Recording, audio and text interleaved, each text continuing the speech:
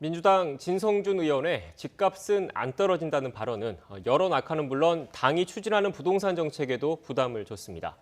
민주당은 이번 7월 국회에서 처리하는 부동산 입법으로 반드시 성과를 내야 하는 상황이 됐습니다. 통합당은 세금 폭탄이라고 맞서며 박원순 시장 의혹 등에 대한 총공세를 예고했습니다. 국회 취재기자 연결합니다. 송재인 기자. 네, 국회입니다. 네, 진성준 의원 발언으로 민주당의 부담이 가중된 모습이죠. 네, 그렇습니다. 정부 부동산 정책을 추진해도 집값이 떨어지진 않을 거란 취지의 진 의원 발언에 여론은 악화한 상황입니다. 여기에 민주당 권리당원들조차 당의 책임을 물으며 정책 성과를 압박하는 모습인데요. 민주당 권리당원 게시판에는 여당 의원이 이렇게 말하면 누가 정책을 믿겠느냐며 진 의원에 대한 징계와 국토의 퇴출도 요구하는 글이 올라왔습니다. 일부는 당에 실망했다며 탈당 의사까지 밝혔고 부동산 정책에서는 실수를 용납할 수 없다며 180석은 그러라고 준 게 아니라는 내용의 압박성 글도 올라왔습니다.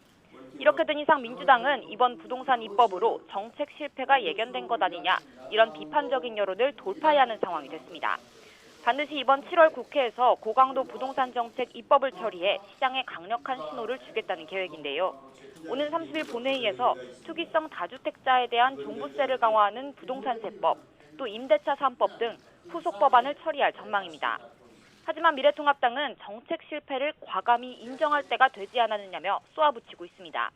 집값을 잡을 수 없는 세금 폭탄 정책을 전면 쇄신하고 김현미 국토교통부 장관도 물러나야 한다는 겁니다. 여기에 고 박원순 서울시장 등 여당의 실책으로 불거진 현안들을 앞세워 총공세를 벌일 것으로 보입니다. 네, 이렇게 부동산 외에도 7월 임시국회 일정이 빠듯한 상황이죠. 네, 그렇습니다. 21대 국회가 임기 시작 48일 만에 늑장 개원한 만큼 일정도 숨가쁘게 돌아갈 예정입니다. 다음 주 20일부터 이틀에 걸쳐 진행되는 교섭단체 대표연설이 그 시작입니다. 이어 대정부 질문이 예정돼 있는데 각 부처 장관들이 출석하는 만큼 부동산 등 현안을 두고 야당의 공세가 이어질 전망입니다. 여야 격돌의 장은 역시 인사청문회가 될 전망인데요.